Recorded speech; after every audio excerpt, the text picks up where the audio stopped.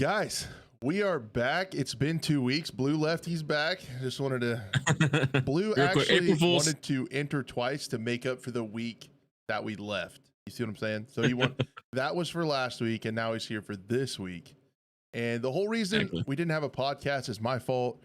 And now we're back, and it's a horrible day to have a podcast because it's April 1st, it's April Fool's Day. So we have no idea what's real and what's not.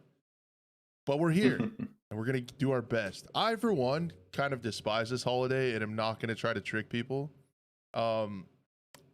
So, yeah. I am joined by my co-host, Buffnerd Gaming, BlueTheRobot. What's up, man? What's up? Hello. How are we? Hello. Were you guys lost without me last week, or what? Yeah, I didn't know what to do with my Monday. We were sitting here. I've been here the entire time. just waiting to go live. Just waiting to go live. Nice. This is the big payoff. Here it is. Haven't taken a shot in a week. This is it. I appreciate the dedication. Yeah, it was Monday. I was in classes for work, learning stuff, and the streams were dope. Bummer. In the hotel streams. I don't know about that. Yeah, it was cool. You know. Yeah. I remember. You know what's funny? Before I joined the army, there's this thing called MEPS, you know, where you got to go through your physicals and medical stuff and stuff like that before you go in. And they put us in a hotel because it was so far away. I actually brought my 360 with me when I went to MEPS, and I took it with me. But the thing is, you have to take your bags everywhere. And going into a government facility, there's a metal detector.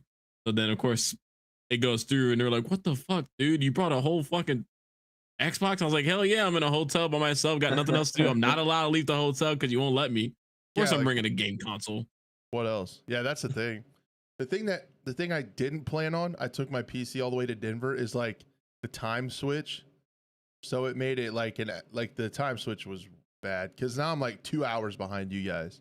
So it really like throws up everything and another hour behind my friends and like the IRL friends I usually game with. So like if you're talking, I mean, at a weeknight, and you're getting old as us, you got to dial it in. Like you have a bedtime, you know what I mean? And you know, pushing that back an hour is just not an option when you're in your mid to late 30s. It's just not going to happen. Your body won't let you. No. The thing I did regret the most is not taking the steering wheel, man. I could have trucked. I really could have trucked. That would have been perfect. It's a rookie mistake. You're literally on the road trucking. Yeah. I mean, it was a huge mistake. Bad. It was bad. It was bad. Rookie mistake. How was PUBG though? Do what? How was PUBG? Wow, it was good.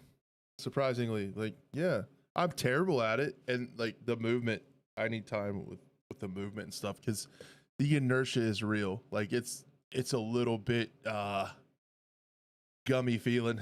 The movement is not crispy. They're trying to go for that realism or whatever, but I enjoyed PUBG. I had a good time. Yeah, I think PUBG 2.0 is going to be big. I'm excited for that. Yeah, I think I'm excited for their extraction. Yeah, and then Project Black Budget. Yeah, I think PUBG is definitely not done with what they got cooking. But like Rain said in chat, the inertia is wild. I really like the gunplay, and it's kind of just like refreshing to just play a no bullshit BR. You know, like. There's no weird mechanics or buyback things, or it's just straightforward. You drop in, you pick up the stuff, you pick up attachments, you fight, and the last person alive wins. Like, it's kind of refreshing. Yeah. I mean, I guess that was the whole point. Like, if you died, then your friends were alive, and you had to just sit there and watch and stuff like that. So yeah. But that's how I mean, it was like that for a long time. I guess we're always grass is greener, right? Like then Apex came in, we're like, oh, you can buy back, and then like. Everyone like did resurgence and stuff, but I think. Go ahead, Bluff. I was just gonna say I completely agree. I miss the old like hardcore battle royale modes. I think like especially looking at where Warzone is now, like so many opportunities to come back. I remember like Blackout though, the first battle royale COD did. They had a mode called Hot Pursuit, which you know, if you died, it kind of had it wasn't like a buyback system, but it was if you at least had a teammate alive when it was like third or fourth circle collapse, like everyone on your team would respawn. So, and that would happen like twice in the game if your teammate was still alive. So that was pretty cool. I did like that because it gave you that opportunity, but definitely miss the old hardcore modes. I hope like the next PUBG. I really miss the PUBG bandwagon because I have never played it on PC and it came up for consoles late. So hopefully this 2.0 and the extraction mode they're doing is available on everything right away with these. I bet it will be. I feel like they're pretty in lockstep development with their consoles and all that stuff. Bevo, thank you for the $9.99 super chat, man. It's too kind. I really appreciate it. Thank you, brother. But yeah, PUBG was fun. I was trying to think of stuff because I was thinking of stuff that was fun to play by myself. And in PUBG, you know, you gotta have time to talk to chat like mid game and run around and be silly, and that's what I did. And I never wore pants in that game the entire time, so I was running around in my tiny whities, just like I was meant to. Just like it was meant to be. Yeah, that's right. Pants are overrated. Yeah, they were. Yeah, I had to drive through. Blizzard in Denver. That was pretty wild in my work vehicle. Nice. And yeah, it was harrowing out there, but got some good info for work and learned some cool stuff, and just glad to be home, man. Glad to be back doing the podcast, dude. Feels good. Yeah. What have you been playing, Buff? Anything since COD sucks? We got to get you a PC built, man. I'm gonna fly out there and build you a PC. Yeah, eventually I'll upgrade PCs sometime this year. But now I've been getting a little bit back more into DMZ again here. A little bit. Been doing a little bit of resurgence also, but I think been really enjoying DMZ, just like soloing it mainly recently. Just going in, like getting all my guys geared up again with plate carriers and backpacks and stuff. And yeah, I mean it's fun. So doing that a little bit. Have you noticed less cheaters in that, like going back to the old game? In DMZ, yeah. I mean, I've ran into a couple here and there, but definitely it's not. I'm the main El Mazer map is what I mainly play, and like I really don't. You don't see it too much, and there's still plenty of people playing that game, which is nice. That's pretty cool. Yeah, I've noticed going back when we play Search and Destroy in the old game, it's just like way less cheaters. Yeah, and I like the movement. I know people like the typical COD fan these days is like, oh, the movement sucked in Modern Warfare 2, but I still feel like from a DMZ perspective, at least, I feel like it played way better. Now, from a Battle Royale perspective, you know, if you prefer the Modern Warfare 3 movement, that's fine. But from a DMZ game mode, like I really love going back and looking at the visuals and like the lighting and the movement. I prefer in Modern Warfare 2. Yeah, I like Modern Warfare 3 more for like respawn modes and like just running around leveling up guns. But Search and Destroy plays infinitely better at MW2, and that comes from a Rainbow Six fan and an old head. So I get it if you like the fast stuff, but yeah, I mean, I just really like Search in the old one because it's the fights are like make sense and are reasonable, and you could read what people are gonna do, and you can anticipate movements, and you can use the whole map, you know, instead of just fighting in the middle. That's what we remember. We talked about that on before when Modern Warfare 3 or 2 was coming up for release. We were on the show here talking about like the potential for it to be like if they did, you know, if they split up how different modes played, like the competitive modes like S&D, if they played slower and more methodical, DMZ slower, more methodical, more Tarkov-esque, and then the Battle Royale was the classic Battle Royale, and then you had the multiplayer. If they all had like it felt differently. Remember we talked about that? Yeah. And they just did. They never did it. It's unfortunate because that I think is where you have like that's where you have like replayability and staying power. If the modes that should feel more unique, it's too bad they didn't do that. Yeah. It would be really cool if they could break away from like the blanket mechanics and use movement, gunplay, and perks and stuff as more levers to tune to make the individual experiences play right. It'd be cool if they could break away from that, but I doubt I don't think that'll ever happen. I think really what it is like comes down to the engine, and they're releasing a new game every year. If they were doing a new game every 3 to 4 years, that would be probably a different story then. But because they're doing a game a year, the engine, they're like, okay, let's copy paste they're not going to take time to tweak every money where we can. Yeah, they're just trying to get the product out and everything like that. So that's one of the downsides of the yearly release. Like, all right, there is quality just eventually takes a hit, as we have seen with other games for sure. I wonder if the next one will have footsteps in the search and destroy. I don't know. It's just frustrating. It's like people, and maybe it's because I started playing COD more again whenever Warzone happened. And Warzone players, they're all about hearing footsteps, like with the different audio tunes and tuning things and stuff like that. Yeah. And they're always tuning footstep audio, right? And they're basically saying, hey, in a one life mode, footsteps are important. And then you go play search and destroy, and everybody's just floating around on nothing, and it's like, damn. I did read today again. Who knows if it's actually because it's April Fool's? You have no idea what's true. Podcast. Yeah, it really is. But I did see a quote unquote leak from somebody that is typically reputable, saying that they were going to bring back for this Gulf War game this year. They were going to have like the lenient mechanic from one of the previous games. I don't know. Who knows if that's true, but that'd be cool. I mean, I think leaning mechanics, specifically in an S&D mode, would be really nice. Pulling angles, pulling corners, doorways. Yeah, that would be sick for mouse and keyboard players. I mean, I thought mounting was pretty dope back in Modern Warfare. I like mounting. It's definitely serves a purpose. Not a lot of people use it either, which is crazy. Yeah, I think it's cool. I mean, mounting's always been a great mechanic in my opinion, because you get better recoil management, which is huge in Call of Duty to land shots, but it's a cost, right? You can't move. So it's a conscious, I'm all about conscious decisions that you have to make in the game. I love that. Yeah, risk reward. Blue, how have you been, man? Good, busy, really busy. I was working on the Incursion Red River trailer for the past couple days. My mom's birthday is actually today, funny enough. Woo! Happy birthday, Mama Blue. Birthday. On April Fool's Day. That's why my mom always jokes like, haha, I tricked my dad that it was gonna be a boy. It turns out it was a girl.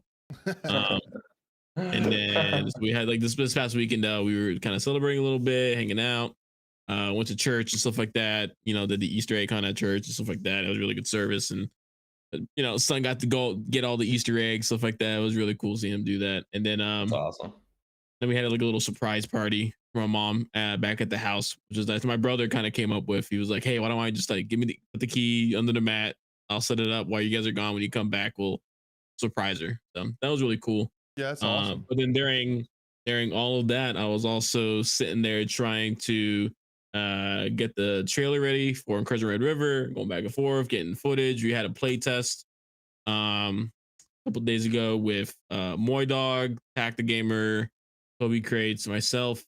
So we got to sit down and play for like 2 hours and really experience all the cool guns and stuff like that, and really mess with like the SIG MCX and the Virtus and the Scar H and L and Jesus, like my wet dream. Good God. Yeah, man. I recently found out the Benelli M2 is different from the Benelli M4, even though they kind of look similar. Now that's my wheelhouse. You want to talk shotguns? Yeah, I learned a lot of research. I saw like the field kit for the Benelli M2, then the tactical kit has like makes it look like a M4. So that was really a lot of cool history with that. But just doing that, and then like of course every now and then, like during the week prior to that, I was streaming some more Stalker. Kind of just like the thing I stream all the time now. I try to stream another game, but nothing really gets me hooked. Like it. I was trying different games like it. I was trying Pacific Drive, which is like this interesting, like you're in a 1980s sedan in the Northwest, in the zone is what they call it too, an exclusion zone. They got anomalies there too and everything, but it's not, you don't really go around shooting stuff. So I played like, couple hours of it. It was all right. And every now and then I hop onto Helldivers 2 as well. And again, I don't know if this is true or not, because it is April Fool's Day. It's hard to believe, but apparently 11 Long Creek has been liberated. Which was like space Vietnam for people who know what that is and stuff like that. So there's like posters and propaganda, and it's pretty dope. But yeah, who knows? Maybe tomorrow Joel, the game master will come in and just completely, change it up, and all of a sudden another faction comes in and takes it over. I don't know. Something could happen. Drop some random mechs and stuff or whatever he does. Yeah. I got to like try out the mech finally. It's pretty dope. But that's sick. Yeah, I was just kind of hopping around games, playing some single player games here. I was playing some RTSs again. And then the Road to Vostok demo, stuff like that. So yeah, we're gonna get into that. I'm pretty bummed I haven't got a chance to play it yet because I just got back yesterday. And it's on my list of things to do this week for sure. But we're gonna talk about it today because there's a lot to it. I've read some stuff about it and watched Blue's video about it, so we will have to get into that. Cool, man. Shall we talk about video games and stuff? Some video games. Let's do it. I'm ready. Sweet. Guys, first off, a lot of people here, so thank you guys for being here. I really appreciate that. Audio listeners, appreciate you. The audio listeners might not have known we didn't have a show last week. Well, now they know, and we're sorry.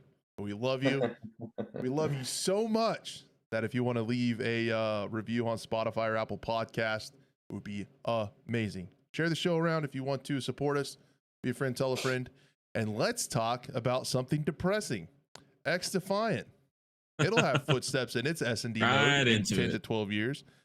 Man, this was actually wild. And this is probably one of the biggest reasons I was bummed that we didn't have a podcast last week was to talk about XDefiant, man. That was some wild shit between, like, just straight up between Tom Henderson and Mark Rubin on Twitter. Basically what happened, to give you guys a synopsis and then we'll kind of react to it. Like, in a nutshell, Tom Henderson dropped in. He obviously has an ex-developer as a source, anonymous source, with the information he's been able to talk about, and other developers, former developers, stepping forward and corroborating it after this latest kind of bombshell article came out. But as it went down the first way, the first time, he posted an article talking about how the delays were because of upper management wanting them to chase COD more, do more COD style, big time mechanics and battle pass type things and stuff like that, and not pushing back development. Tom put that out, and then Mark Rubin kind of came onto Twitter right away and said, no, we've always been what we want to be. We're going to be our own game. We're going to be more like the older Call of Duties, not the new ones and all that stuff. And then Tom's kind of like, I felt Tom was like, okay, is that what you're going to do? Well, I'm going to do this.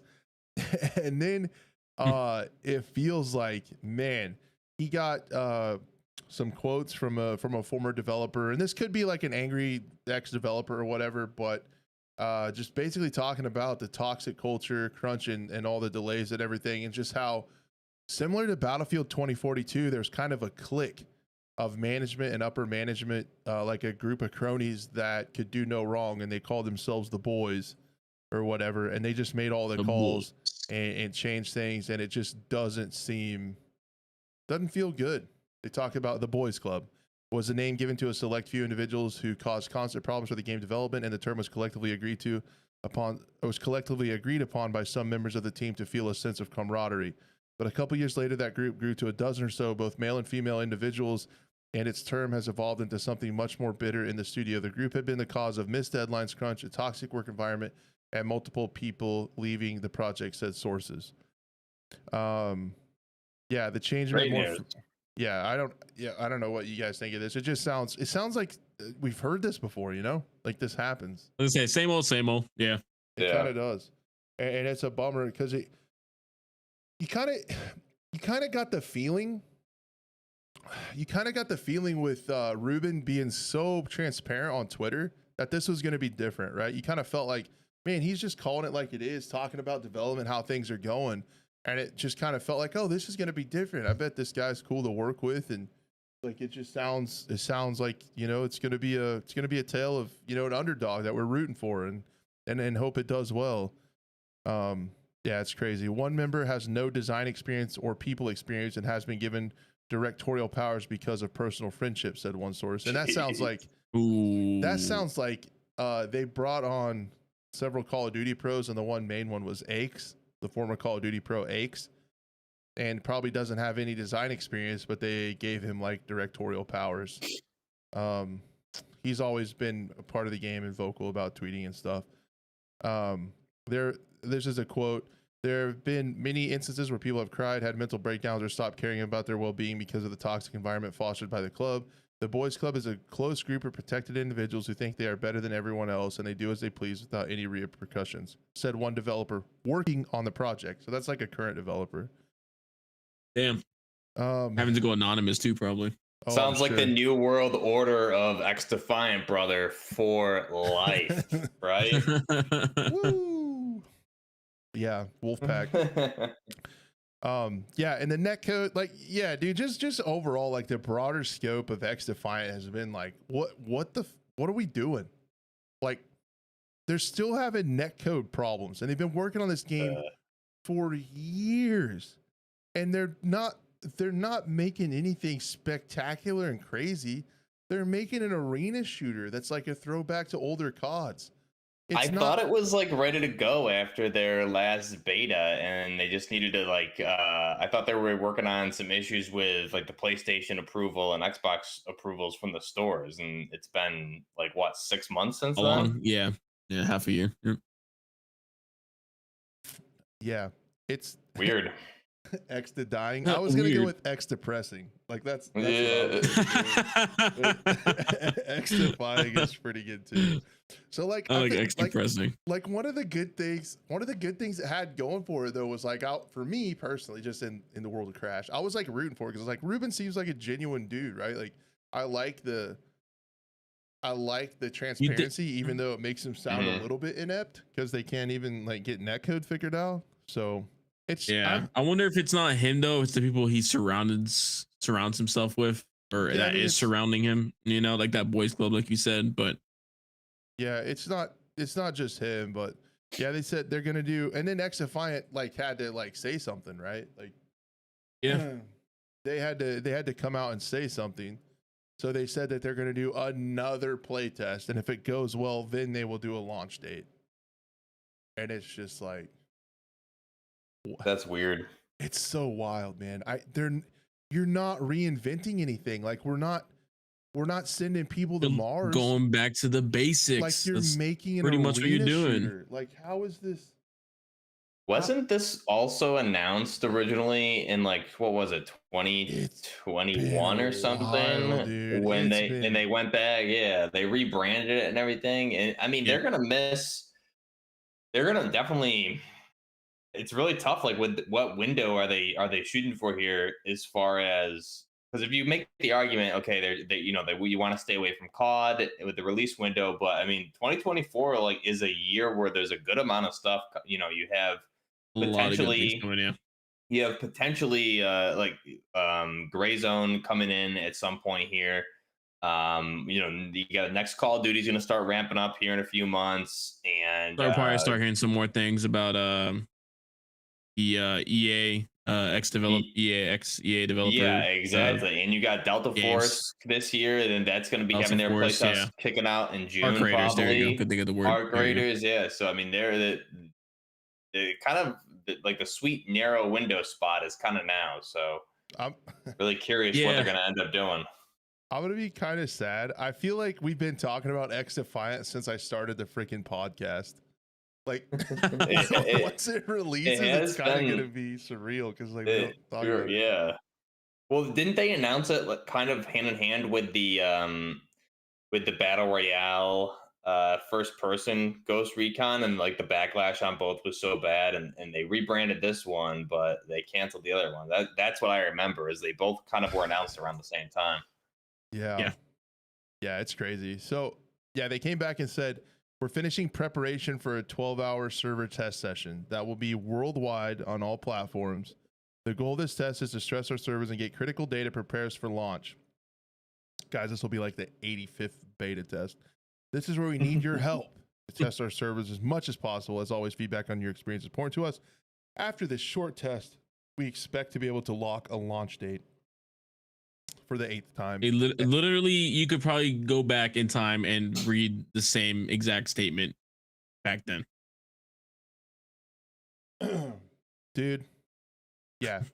3 things you can count on: death, taxes, and XDefiant delays and playtest, dude. Like that's where I'm at. So kind of reminded me of like the World War III, the server maintenance cut type stuff. Dude, yeah. Oh, is this the same? Are these the same network engineers at Ubisoft that worked at Farm 51? They can't figure out server maintenance. That's what happened. Yeah, they got sold to a different dev company, and then those guys came over to XDefiant, and and this is the repercussions.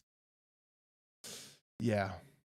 So there you go. You just have like basically Tom going. Is anyone even really excited for it anymore at this point, though? In all honesty, I'm excited to watch the train wreck. I think that's that's a horrible take. I mean, it's not a horrible take. No, I mean, it's bad. I'm a bad person.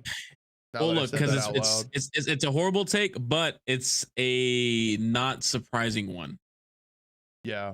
Because of how many times have we seen this already in the past 2 to 3 years? Well, also, when they do release, 2 to 3 years, they're gonna need to support it once they release. It's gonna release. There's gonna be like there's going to be issues. There's gonna need to be balancing patches, whatever. So, I mean, they're gonna need to be all hands on deck and on the same page. And as much as I've been dying for another fast-paced arcade shooter, like I've been going back to Battlefield 4 just to kind of get like my fix.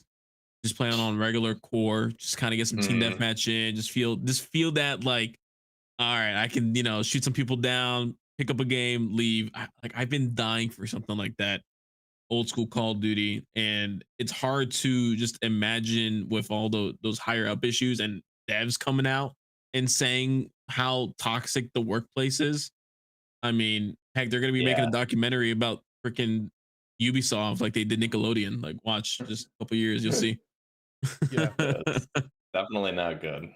So. I should probably walk it back a little bit, because if I do some soul searching, if I look deep into my heart, I am a little bit excited for a search and destroy mode if they can get it out the door, because this game will have footsteps. It will have like the maps I thought were really cool. They were fairly large size.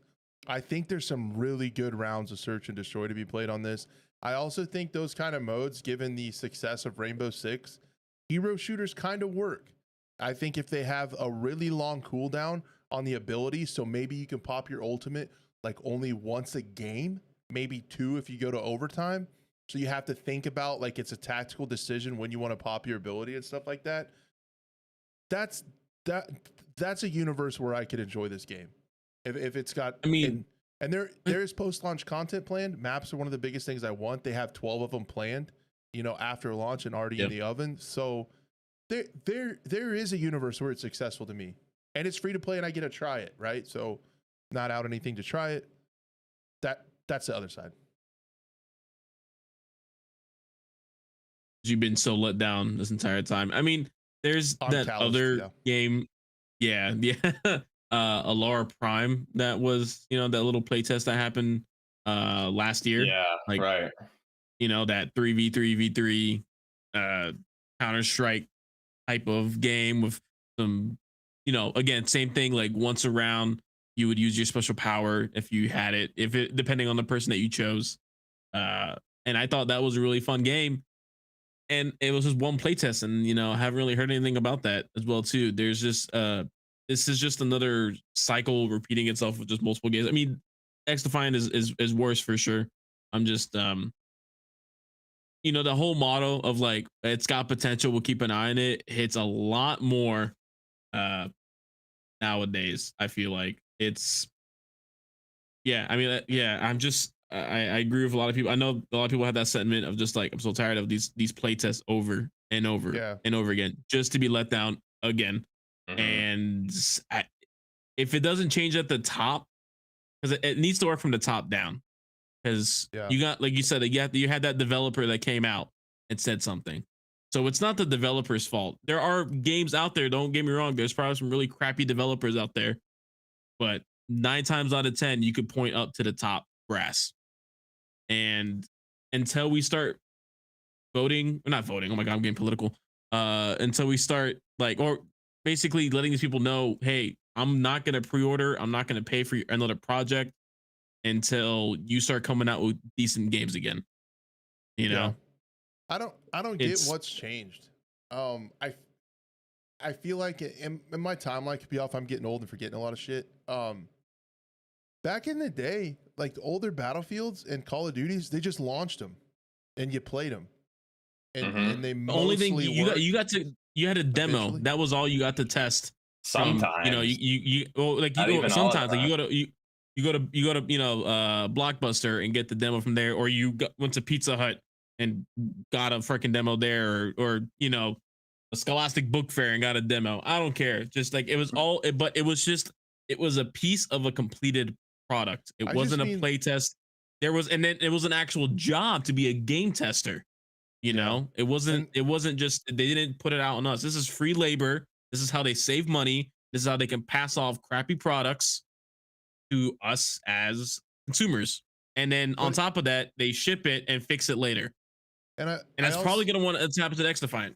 And I also feel like when Call of Duty started, like Black Ops 3 era and Advanced Warfare, when they started doing the beta access to, if you pre-order as a marketing ploy, I feel like a bunch of other people also just followed suit to do it.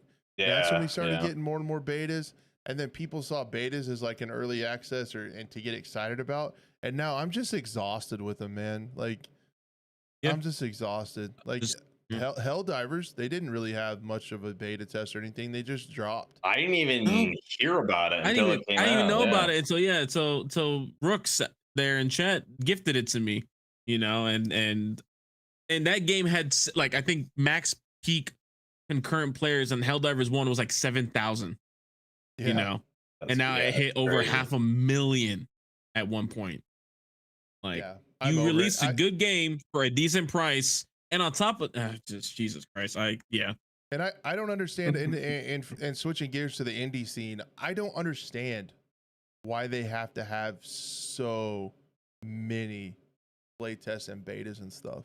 Even from that, like, I don't know what else they're trying to get right. If you haven't gotten it right by now, how much are you in fund wise? Monetary wise, Yeah, I don't know, but anyway, XDefiant. What is Duckside you guys talking about? You haven't seen Duckside? No. Is it April Fool's from Deadside? Please tell me it's the Deadside. It's like that. It's not from them, I don't think.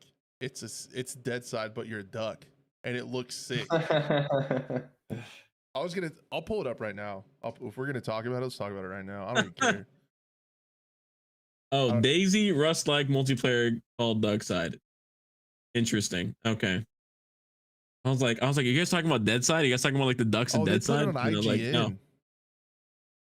Oh. This thing's going big. Yeah, I can't tell if this is an April Fool's joke or not. That's the thing. The worst fucking day for news is April Fool's, because you look at this and it's like, the craziest part is people will play this. Oh yeah, 100%. Look at Pal World and that, how that game went out, and it's still doing decent. It's on Steam. Yeah, can you buy it? I like Rust. Dude, look, it's got the base building just like Deadside. Building the fire and the pin pad and everything like Deadside. That reminds me of? It's like that Crab Rave Battle Royale game that it came out and no one played it, even though the hype was real around it, and then it came out and no one played it. It kind of reminds me, like with the ducks running around with guns, it kind of reminds me of that squirrel with a gun game. Oh, it is tiny build. It's tiny build. It is. It's got to be a meme. I feel like. No, it's on Steam. So Tiny Build, the publisher for Deadside, made Duckside. Where's Loaf? Loaf, if I swear to God, if you're in chat right now. I didn't know this was from the same people. Loaf. I didn't realize until just now. Yeah, this is hilarious, actually. Okay. All right. Again, I don't know if this is real or not. I mean, hey, but you know what? You can sign up for a playtest. Good. Speak of the devil. I was just talking about how much I wanted a playtest in my life. So yep, you can request the Duckside playtest on Steam. Loaf's in chat sometimes. Where's he at? One time he's not in chat, we're talking about this. Oh my god, that's hilarious. I freaking Doug with an AK-74U. That's hilarious. Okay, all right. This people will play this, and by people, okay. I'm like upset, but I would try it out. You're mad, but okay with it. I don't know how to feel about this. I mean, I'm seeing we need one of those long couches that they use in therapy office. You need to lay down. Yeah, just need to sit back and just relax and just again, I'm just so tired of all these infinite play tests. That's why I'm just like I haven't really been testing out games unless they reach out to me. I'm not going out of my way to try to hop on the next biggest train. I mean, the only thing I really care about right now is playtest wise is probably road to Vostok. Heck of a segue. Let's talk. You're welcome. That's perfect. We are going to be playing Blue's video in the background.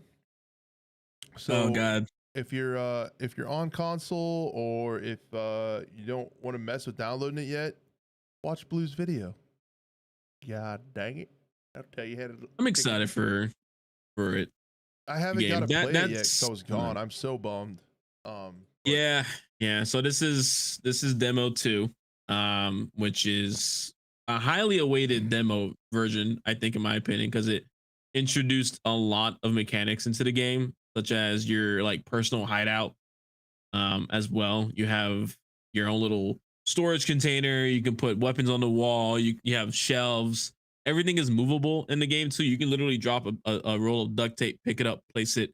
You could make a duct tape pyramid if you want or something like that, you know? So it's really cool. And there's actually a lot more in store this time than there was in the first demo. Because the first demo, you just had just a basic village area, and it was more of just like, test this gun here, shoot some AI. You can turn off the AI if you just wanted to walk around, maybe get a cool thumbnail, check it out. And of course, all the loot was like very basic. It was like red can, blue can, green can, you know, there was nothing to it. But within the last month and a half, almost, it feels like a pretty short amount of time since first demo. I could be wrong about that. This is it on could a different engine, right? Well, so the first demo was on Godot. So this is the second demo for Godot. It was? I thought it was on. Yeah. Unity. No, not yet. No. Well, I mean, no. It switched from Unity, of course. Backstory: Unity did some crappy monetary practice. He decided to switch to Godot.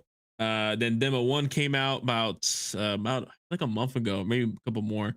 And then now this is Demo 2, also still running on that same engine as well. Buff, doesn't this look awesome? Totally. Are you okay? What was that? Started coughing last minute. He got choked up over there. It choked him up, man. It's beautiful, man. It's beautiful. It's so beautiful.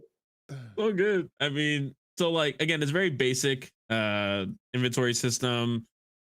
You got, you go out, you loot, you trade with the barter guy now there. He's apparently 67 years old. There's a trader now in the main village area. And you just get ammo, you get meds, you find a weapon, you go back out, you explore, bring it back to your little hideout. And of course, my entire goal of this playthrough was to find the guitar or harmonica to play them sitting next to a campfire, stalker style. And I am pleased to report that I did find a guitar, which is really cool. And yeah, I mean, just the whole feel, it definitely is it's a really slow paced game. I mean, there was definitely some moments when the AI, yeah, I mean, there was definitely some moments when I was kind of, I saw myself going a little bit too fast around corners, really holding my angles, clearing the buildings that are there. There's 3 different types of AI now in the game. There's the tier 1, which is like your bandits, just a hoodie and some jeans and a ski mask, and they got AK, little cheap AK prinks and Makarovs. Oh, actually no, they all have AKs in this one. I haven't seen one with like a shotgun or something like that. Even though if you kill one, the loot is kind of random. Sometimes they will have loot, sometimes they won't. And then there's the border guards, which carry these Car 21s that have like an interchangeable barrel that can switch between 308 and 223, which is very interesting. I've never seen that before. But apparently it's real. And then there's the military, which carry like the AK-12, stuff like that. And then the whole, what was it? Weapon customization is really cool. It's right. It's on the fly. The weapon mechanics are that one I kind of had a tough time with. Not because it was tough to execute, but I think it might be tough for people to enjoy it is with the system of like loading a shotgun or a Mosin, something bolt action where you're loading. You have to basically, for a Mosin, you have to open up the bolts using control. You load each round with left click, and then you use control again to close the bolts. And then when you shoot, you have to control again and control again. Holy cow. Oh, wow. So you're actually like mimicking, like firing a bolt action. Now, immersion wise, I think it's great. I've already heard some complaints of people think it's a little bit too much. So but that was before. This was in the past demo. So people, they maybe saw that coming.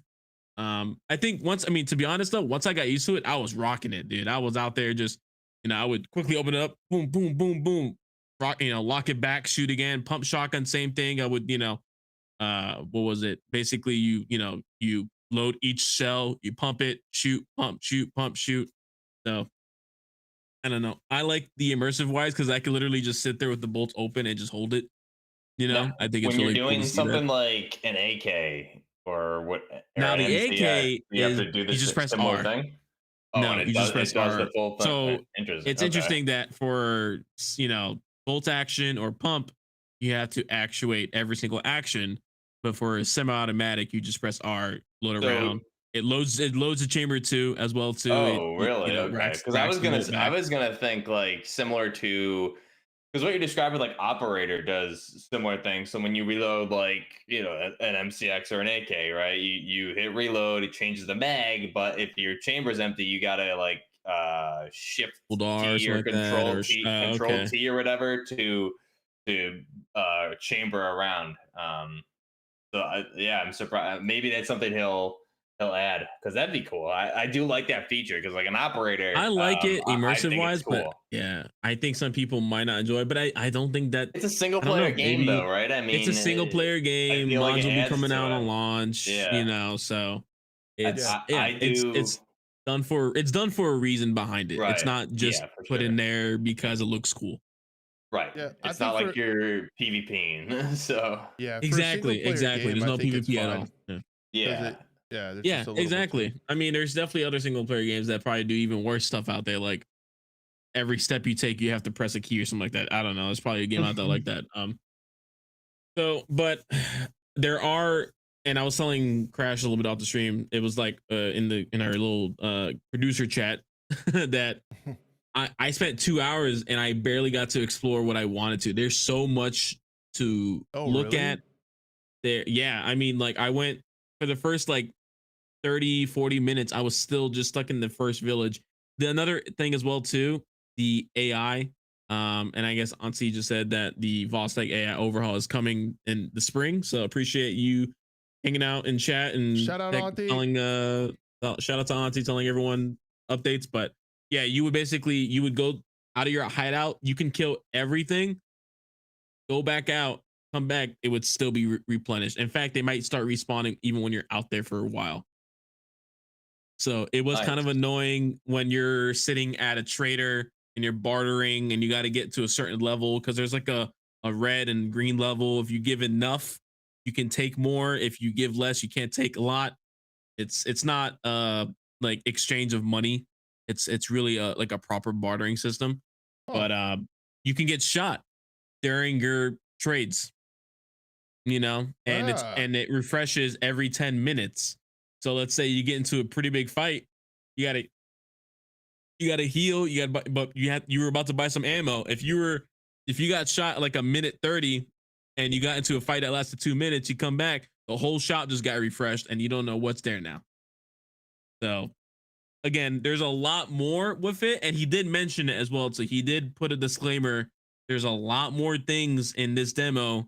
Things are bound to either break or be shown to, that they need to be fixed. So, this is what that is. But again, I mean, it kind of goes back to in my opinion, as much as I love this demo, I mean, this is like an actual, I don't know.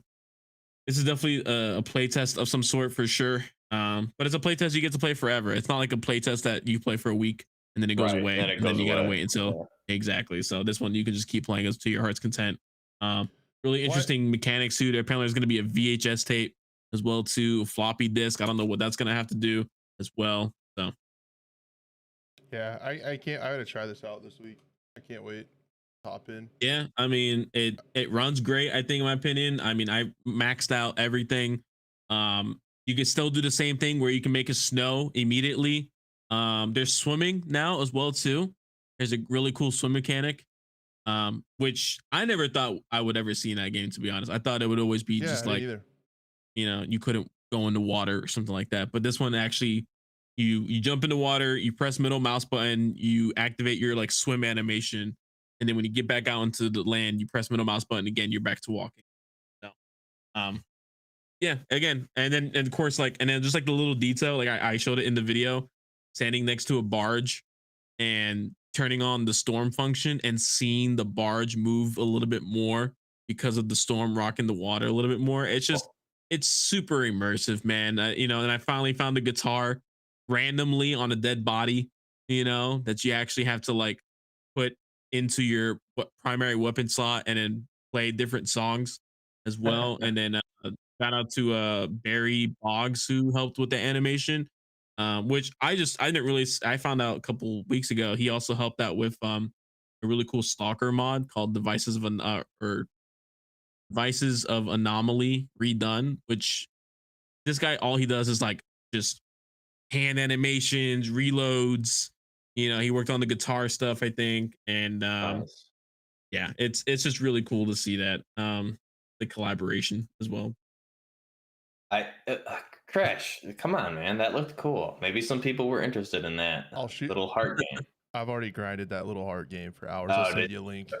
I have a creator code. You rescued the princess? Okay. Yeah, just if you promise to use my creator code. Shadow Legends. I can do that. Yeah, sure. No, I mean the game Vostok looks awesome. I'll see if it'll run on my PC. It might. I doubt it though because it's UE5. It's not UE5. It's Godot, so I think it can run pretty well. I'll give it a try. Mine's pretty outdated. Mine's pretty outdated at this point, but I'll give it a go and see. I do really like the everything you're describing. I like I was saying, like an operator where you have to chamber around for whatever reason.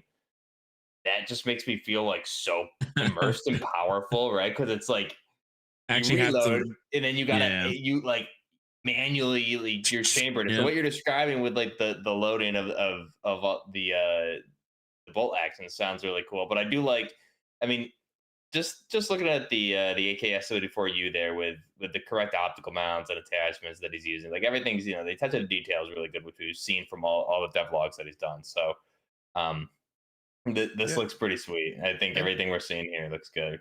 And I know we just talked a bunch of shit for like 30 minutes on how stupid like betas and stuff are, and then on this one we're like, dude, this beta is so sick.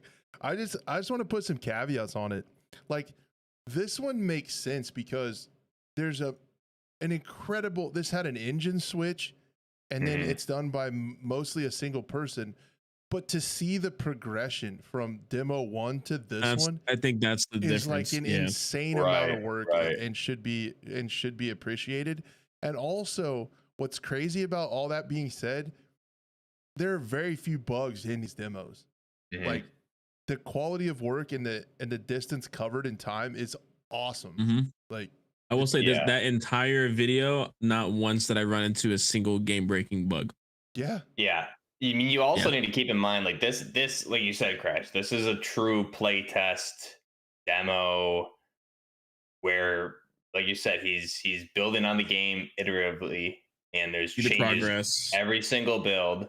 Yeah. And he's not stuck with a release date, right? This isn't releasing in 2 weeks, and it's like, hey, give us feedback that we'll never make, like you see in the AAA market. This is hey, I did all this work. I want to get it out there, get feedback, see how it's running, see what you guys, any bugs, and then I'm gonna go back and I'm gonna continue development and take the feedback into account. And the game's not, it's not stuck to a deadline with like a production company saying you have to release it in 2 weeks no matter what. So you know what's that, funny?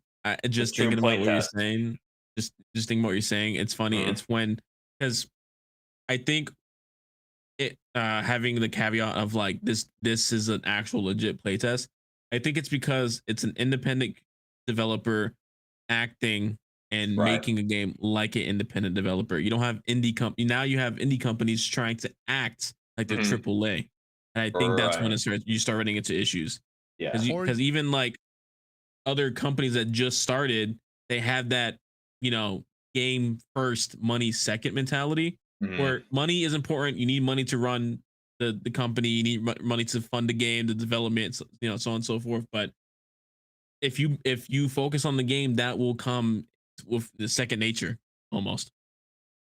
You know, Exactly. if Yeah. yeah, It's like what we've talked about the past couple of like months. It feels like is we keep reiterating, and not money first, but you focus on and caveman quality of the speak, make game. good game. Yeah, good game, longevity, replayability, and then that's where the money comes. It's like what they say is like, don't go into a job just because of the money. Like, do what you love, and the money will come. So, Yeah, And that's the other thing that's the crazy about this tattooed. one. You always play betas and stuff, and they're like super unoptimized and hitch and stuff. And these like they're just smooth and like work. yeah, that's That's the other thing I was crazy. gonna say. Like the gameplay Yeah, just looks super smooth, and Blue even and said it didn't run into any game breaking issues at Justin all. said he was running it at 60 frames I on see the Steam that.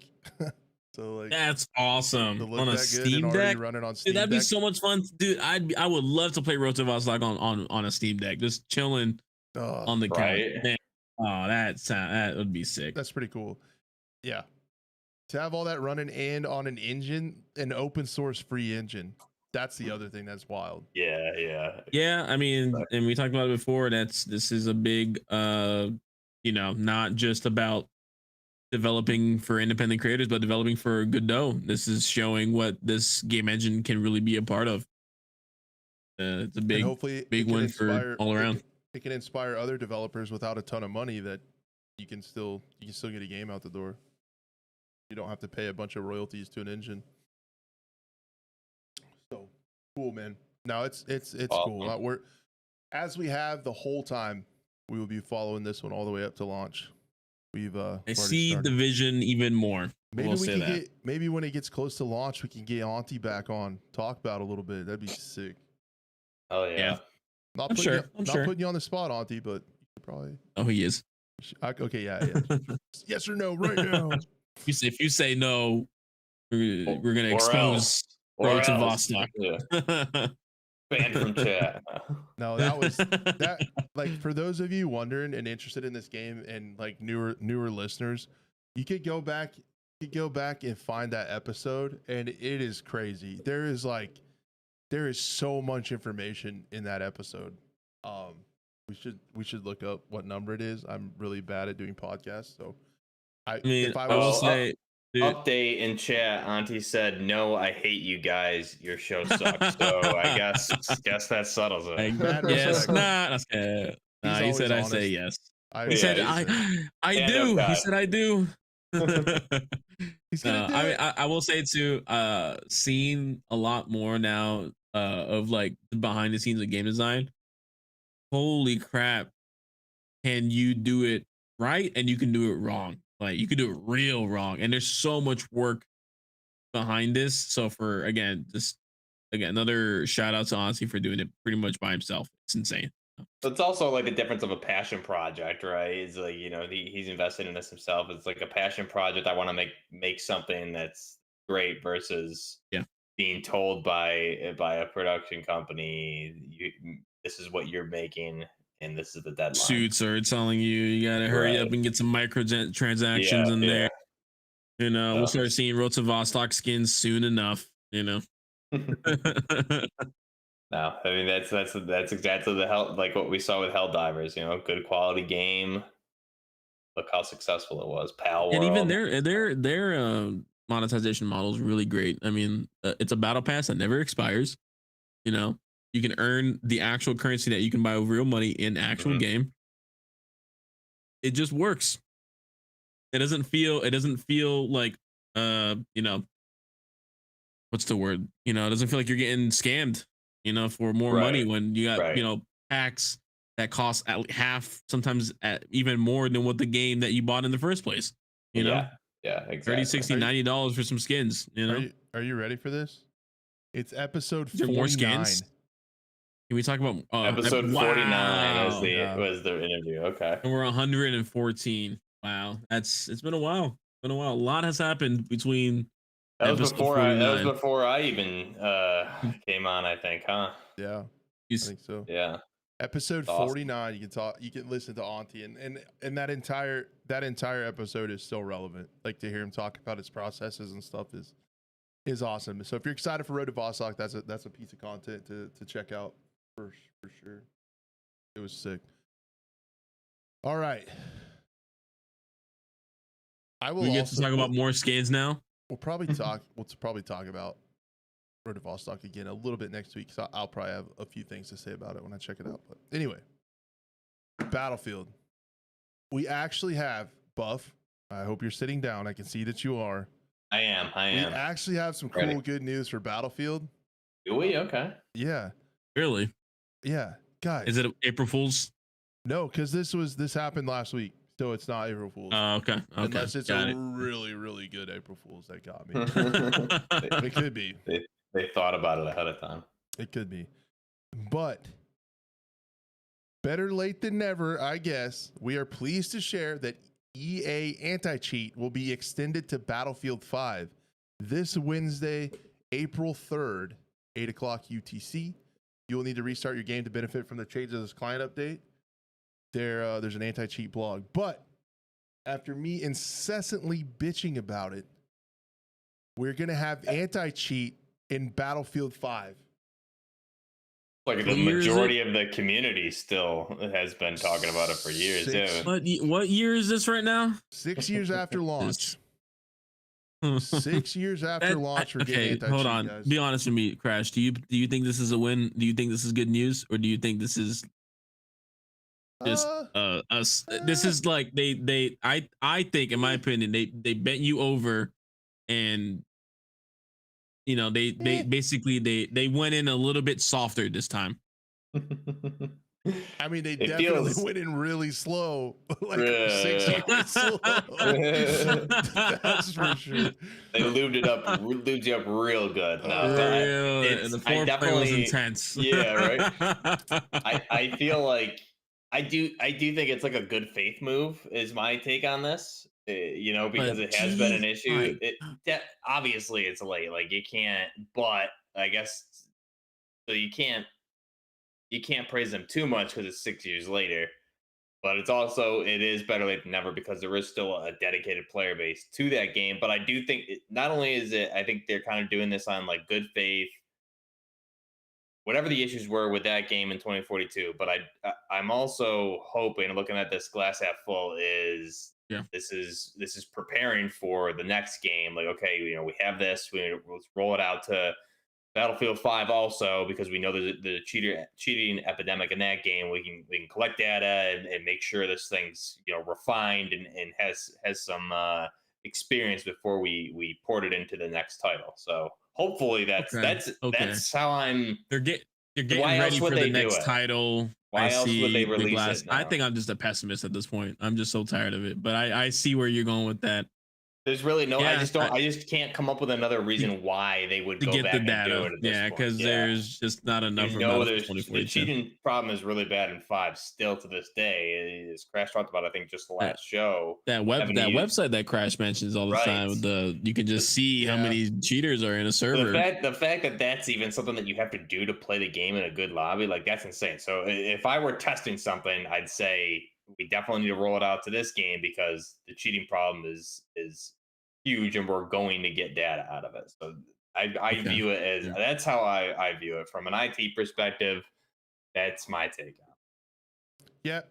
It also does feel like, though, kind of like they're seeing like the season 7 content for 2042 is an absolute laughable joke. I played it. I played the map. It's fine. It's after whatever. 6 months. Yeah. But I think it always happens like a little bit after that. Pretty soon, there's going to be more players playing 5 than 2042.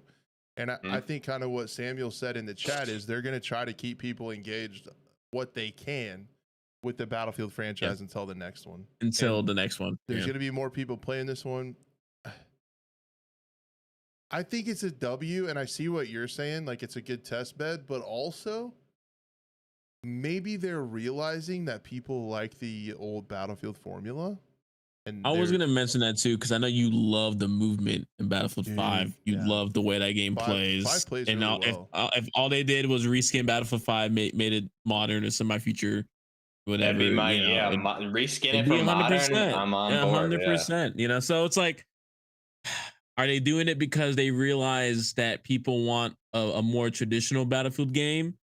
Are they doing it for the IT reasons? Are they doing it for both? Could they be really testing both waters? Are they really testing I think it's multi. So, I think it's multi-purpose for sure. It's definitely not a single answer question for sure. Yeah. But I do think also, like to your point, Crash, there's gonna probably be a time where the Battlefield 5 numbers are more steady and higher, consistently higher than 2042. It happens almost every season towards the end of the seasons. Yeah, and I think we're gonna. They obviously are looking at the data. And they have to notice too. that. Yeah, so, that's the thing. They have to notice that. Right. To see the dip in players in their newest game, and then a rise in an older game. They have to see that because the older game had more content than the new one, which is just wild. And don't remember, Battlefield 5 did not launch great. We all got to remember how it launched. Nothing about it. Yeah, absolutely. But the fact that you compare the content. I mean, the content with 5 was 100%, as we all know, lacking over 1 and heavily lacking over 4 and 3. But 4 and 3, yeah. I remember, way more than 20. Dude, I remember bitching in Battlefield 5, just like, man, they're drip feeding us content. We're not getting maps, but they were still at 2 and 3 maps a season. And then 2042 is like, hold my beer. It's gonna be 7 months, and you're gonna get 1 tiny map. So get excited, dude. It's crazy how far it's fallen and regressed every time. I remember I came back to Battlefield 5 when Iwo Jima was there too. I loved Iwo Jima. The trailer team always knocked it out the park, but holy crap, that got me. Yeah, they always crush it. Oh man, yeah. The last really good trailer. Well, yeah. I would argue that the 2042 launch trailer was pretty damn hype. Yeah, that was a great trailer. But the Battlefield 5 Pacific trailer was so sick. And then to go back and watch that one and then watch the latest trailer now, the trailers now just progressively But even then, look at the launch trailer for Battlefield 5. Do what? Yeah. Go look at the launch trailer for Battlefield 5 and go look at the dislikes on that, you know? Oh, and then the Iwo Jima was like a night and day difference. But yeah, I mean, dude, a DLC trailer did way better than the launch trailer. But you know what's crazy is, like, I mean, Blue, you were old school Battlefield guy too, so you remember, like, you know, the Battlefield 3 DLC trailers. Like, what you saw, those trailers were always gameplay. Those were legit next. They were gameplay trailers, but like I remember the close quarters DLC trailer and like the 360 view of the building, and you saw like slow motion of the wall breaking because someone's shooting a freaking P90 on the other side. There was nothing rendered. It's all in game. It was all in game, 100%. Now you have, you know, I think. But that was next gen back then, because back then it was pre-rendered. I remember looking at the Battlefield 2 Modern Combat trailer, and that was again in game, but it was very like scripted.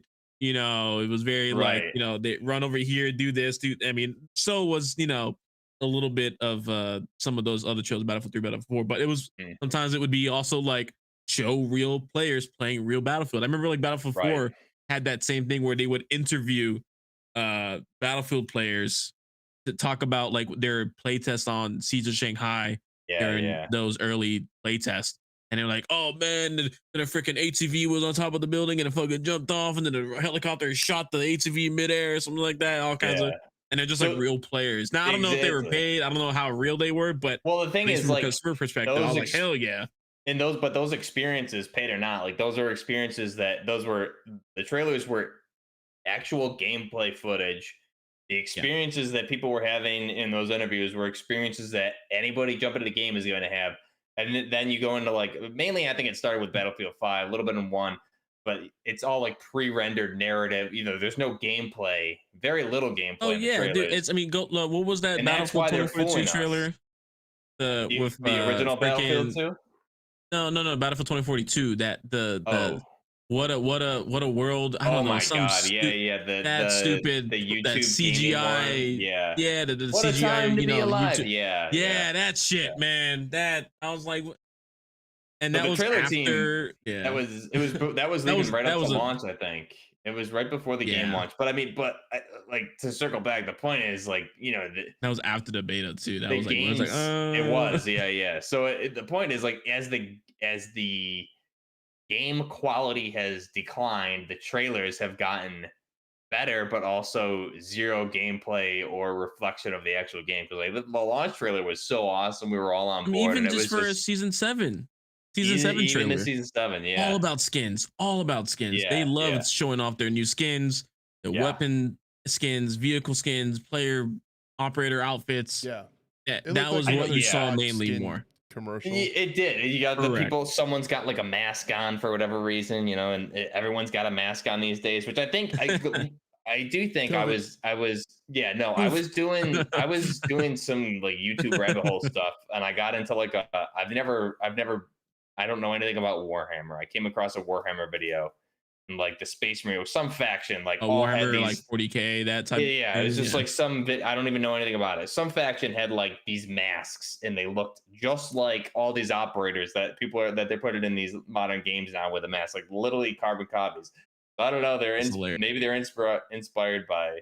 But it doesn't belong in a Battlefield game. I mean, no, not at all. There's another creator I was watching. He went back and started playing 2142, that old game. Their servers started getting some different players now. Like, and watching that's a great game. Yeah, Titan mode. Futuristic game. Like you can do futuristic, and they still had classes. They had your normal classes, you had weapons, you had tanks, you had mechs, you had flying freaking aircraft carriers. Titan mode, mode. And it was still a better Battlefield than 2042. And yeah, exactly. And I know we're slept on too, but for sure, definitely. I know we're kind of getting a little bit sidetracked, but while we're on the Battlefield topic, really just a side note, like I don't know if you guys saw the Shroud video where he was commenting that and some other creators were paid money to consult on the game.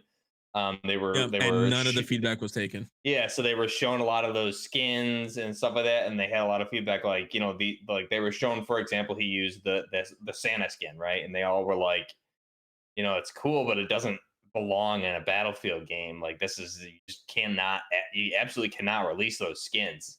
And like all the feedback they gave was completely ignored, and nothing was listened to whatsoever. And look at the results. So that's another thing on the Battlefield train. So I mean, the anti-cheat release for Battlefield 5, to the original topic, is, I guess it's good. It's late, but it's good. There's a purpose behind it. As a whole, though, we hope. As a whole, though, Battlefield has done a lot of wrong past. Yeah. And then to 8 years plus. To put a book in on 5, and I'm gonna definitely be checking that out. April 3rd, we'll probably play that on stream. Yeah. And see how I might re-download it just if I would totally watch. I only played the beta for that. I'll totally watch you play though, for sure. I will tell you, whatever version of Frostbite that is in needs to be it. You need to.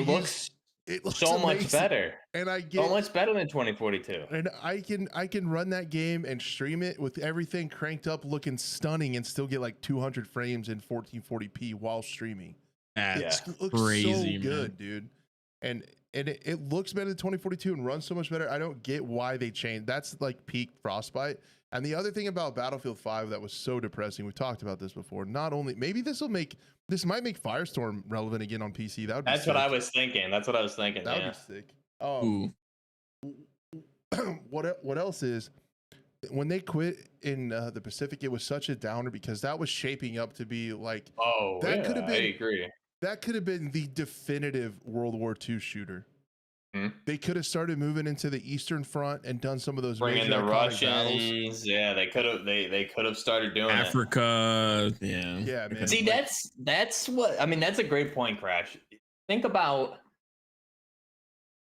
I mean, hindsight's 20/20, but think about if that's what they did, and then if they had, whether it's I would even be comfortable if it was like they did with Battlefield Bad Company 2. They had a Battlefield Bad Company 2 DLC with Vietnam. What if they brought in the other factions for the World War II? They brought in that other theater of war, the iconic battles, and then they had like an expansion to that with the you're in modern times now, but it's the same game, and you just kind of it's your DLC. Yeah, it's a modern Battlefield with like 6 to 8 maps to start. Because like Vietnam had, I think, 4 maps for that DLC. I mean, there's no think about that. Hindsight 20/20, that would have been perfect. Then you have the World War II, like you said, put Battlefield 5 with a modern skin on it. Like that would have been far superior than what we got with this. So, and you're right, it looked. The Battlefield 5 engine looked beautiful. The 2042 engine everything looks very cartoonish, especially selecting your saturated when you're selecting your specialists, like the icon pictures. Just when you're in game selecting, it just looks like your cartoony stuff.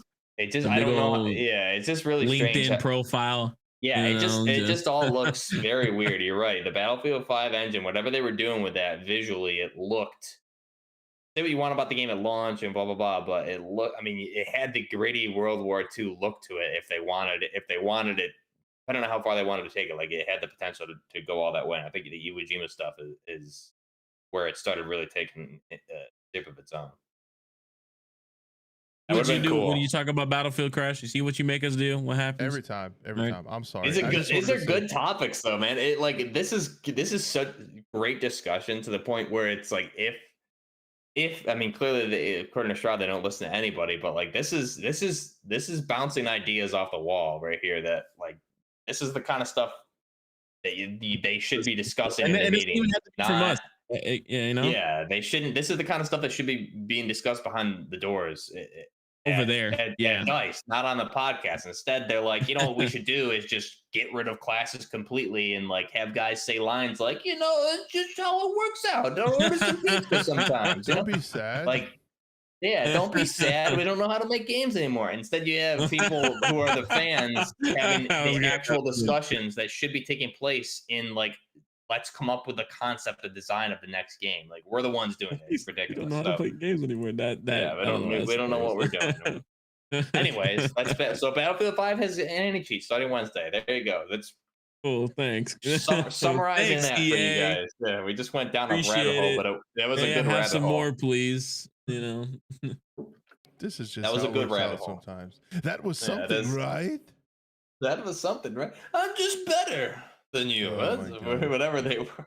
All right. We gotta move on. We got to move on. Good. That's a good discussion. Good discussion, though. I like that. So even more depressing news. Marathon that many. What?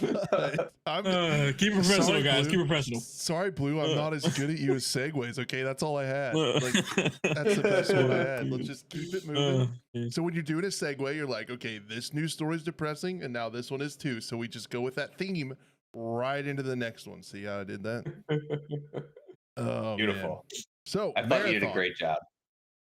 Marathon. A lot of us, including myself, were incredibly excited for what Bungie was working on with Marathon. However, this has gotten a little bit it's gotten a little dicey. Okay. What's going on is they have a new director. Joe Ziegler is replacing Christopher Barrett as the game's director, confirmed on Twitter. I just remember seeing this while I was gone, and what was depressing about it is they also came out. This is on a Forbes article. I can't remember where this came out. There was some where he was kind of introducing himself and talking about taking over. This guy has also been the game director for Valorant. So what caught the attention of players, there was a note about an apparent, let me talk about this. Hold on. Possibilities. What caught the attention of players themselves was a note about an apparent change in direction for Marathon.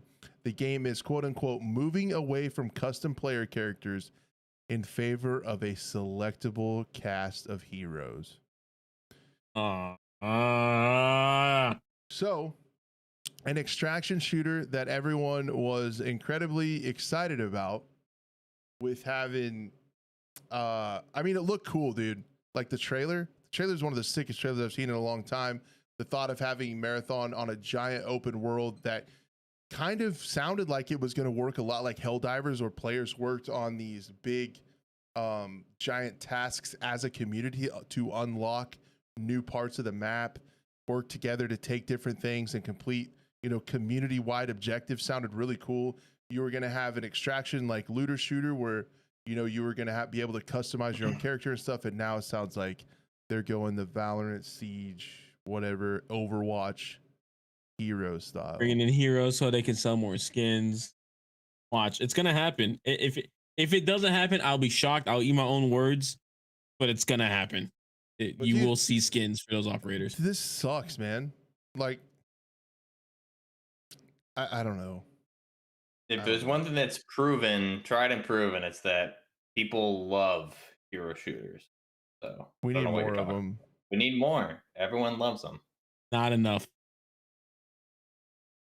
That was very upsetting news, because this is something we had talked about previously, I believe, or at least I had seen it and was pretty excited for it. And then that hero shooter stuff, and then it was just like, oh, the wind taken out of my sails.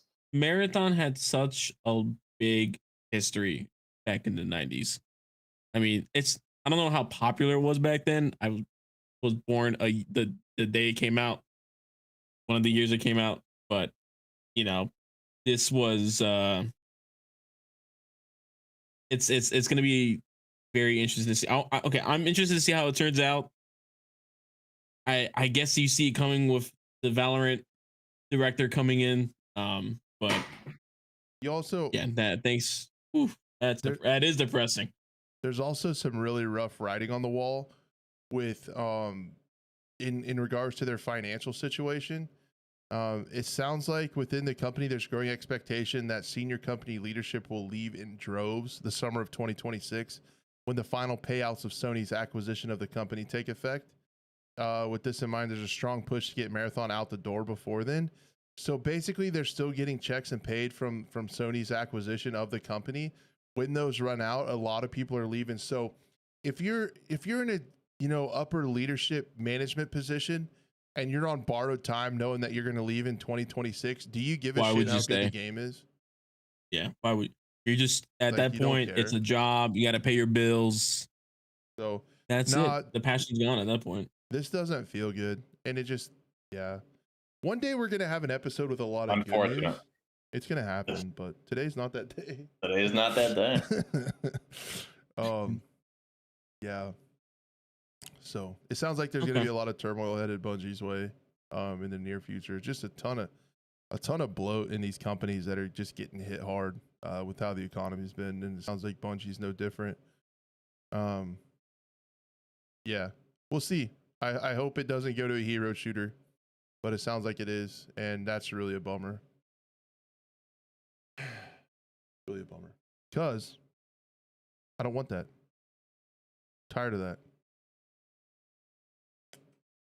So yeah, I don't have much for quick shots. I have one. Quick shot. What was the quick shot? Yeah. This is gonna make Buff mad. I'm kind of excited for Rebirth Island. Just let me have it. You came back after a week just to piss us off. That's what I'm here for, guys. It's good content. Just make you guys mad. That's all I do. I actually am in agreement with you, Crash. What? Especially like, yeah, no, I'm in agree. I agree with you. I enjoyed this map all the way back in Blackout, and I distinctly remember playing with you, and we had like 8 wins in a row, like this, and then playing with a lot of members of my community. So this is a good map. I always have fun on this map, especially because Warzone now is basically it's no matter what you play, it's just like a resurgence mode. So at least they have this classic map coming back.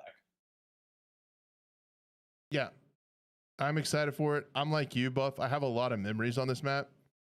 Even like Rebirth back in the day, in the Black Ops days, and then playing this with my friend like Beast Boone and his dad is a really good friend. We've had some insane win streaks. Playing with you, playing with some of my IRL friends. Like, it's just I don't know. There's memories there. So having that come back is going to be pretty cool. And I don't know. It just plays really good for Rebirth. Like, I don't know if it's like the shape. It does. I don't know if it's like the shape of like it's, you know, kind of lengthwise. It's kind of linear.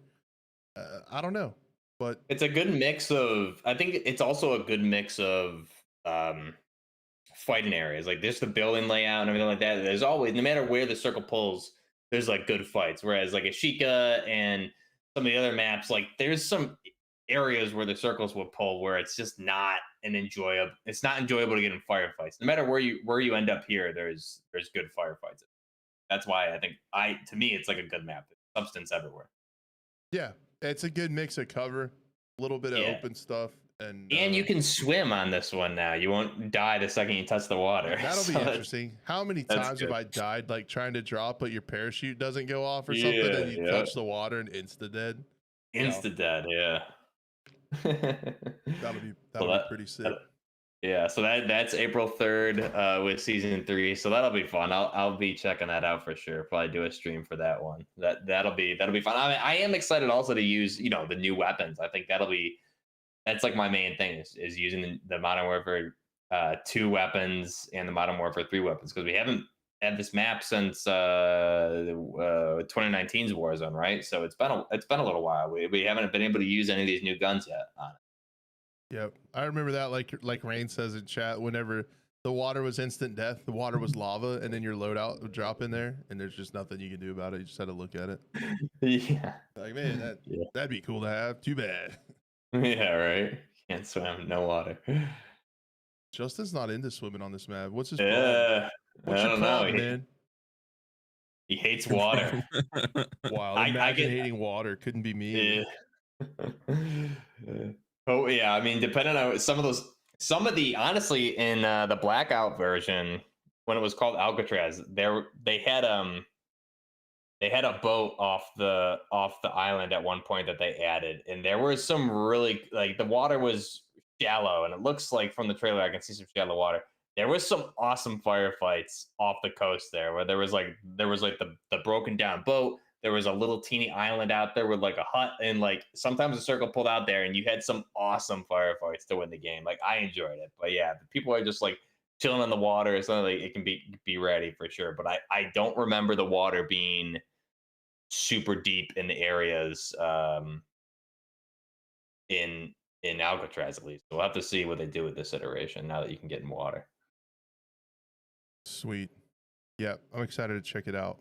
So that's all I had, guys. Did you guys have anything else? Did I miss something? I have 2 really quick things. Let's hit like it. Very, very quick. So before you can say it, I have to do this.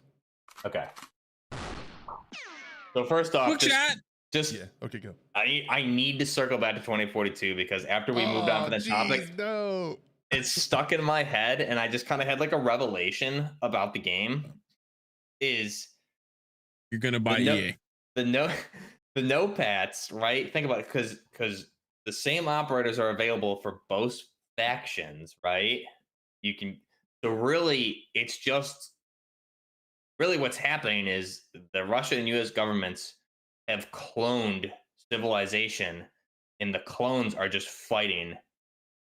And it's really just probably like an organ harvest. As the clones die, they use their organs for the real world people, but it's just a clone fight. It's not a real fight. So the game, and that's why they have all those masks on. The game, so when they show in the news, they're not. They can't tell who's who. Yes, it's like that Ewan McGregor movie, The Island, I think it was, where like what are we like talking about? Clone Island. It's a big conspiracy, Crash. The game's not real. It's just a clone organ harvest simulator. Anyways, proxy wars, proxies. Yeah, they're all clones. Like there's clones like on every Clone side. Wars and Star Wars. Yeah, but it wasn't the clones versus the clones. This is the clones versus the clones. So like there's no winning the battle because there's always the same clones. That's right? how the world survives. If there's 700 of me and then there's half of us fighting each other, it doesn't matter. The genetic sequence is still there. We just keep pumping out clones of all three of us. And then when they start shooting their guns all weird and starts freaking out because their AI chip in their head is freaking out. Yes. So we found out the lore. So no, but in all seriousness, it really is like it's like clones versus clones with a notepad. So it doesn't the whole thing just doesn't make sense. That was the biggest. That was one of the biggest memes when the game first came out in the because beta. They don't have factions. So anyways, that was just it was just stuck in my head. I had to circle back.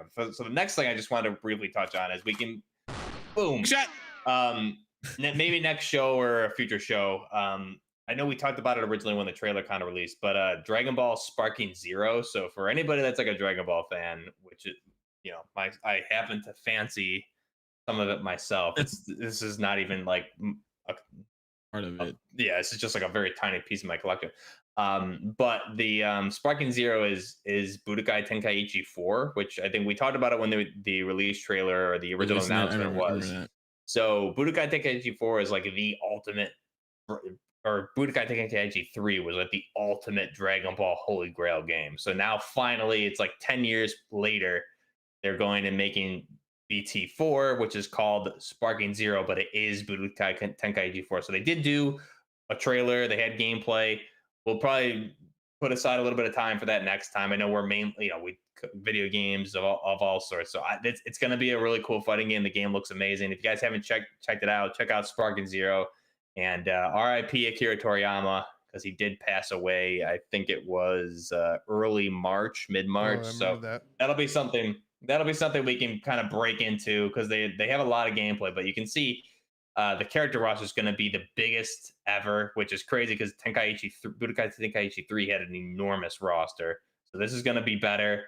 And the graphics look, on par with the show. And the fighting mechanics of this game were always my favorite in any Dragon Ball game. So Budokai Tenkaichi series is back. Sparking Zero. If you guys are interested, check out the trailers and stuff like that. You can see it looks amazing. So maybe we'll get into that further down the road in another show, and we're going to have more information coming out, and there'll be playtests, things like that. Nice. I don't know anything about it. Dude, I'm like the biggest Dragon Ball nerd. I know everything. It's disturbing. But I know nothing. I've never consumed any content. Oh man, I read the Magnas and everything. Yeah. What about you, Blue? Where are you at on this? I mean, I grew up a little bit on Dragon Ball. My cousins mainly. I used to even go to like back there, like when Blockbuster was there, they had like hosted tournaments and stuff like that, and they would have Dragon Ball Tenkaichi, the first one, and they would. People go insane. People legit fought. Oh yeah. They would fight in game and then fist fight outside in the parking lot if someone beat someone, and it used to be crazy. A little drawing. I don't know if you guys can see it up there. That little drawing, I did that in college. It's not, you can't really get a great look at it because it's a little far, but it's pretty detailed, pretty good stuff. I did a lot of drawing. It's just crazy to see how long a franchise like this survives. Yeah, it's been going on forever. Not just survives, thrives. Thrives. Still going strong. It's wild. So yeah, great stuff. It's like the whole reason I got into like bodybuilding and working out was because of Dragon Ball and all that stuff. So good stuff. So we'll cover Gohan, Goku. Who you trying to look like? Man, my favorite character was always Super Trunks. Super Trunks was always, or Future Trunks was always my favorite. But I'm also a huge Vegeta fan. Nice. You're welcome. I've spent a closet anime fan this whole time, dude. It's so big. Like I don't think it's in a closet thing. Books. Yeah. It's been pretty out in the open, I feel like. I mean, Buffnerd Gaming. I feel like nerd implies a lot, right? Yeah. Pretty much. I mean, even like the background of your wall has all the old old school DC comic stuff, Marvel, all that stuff.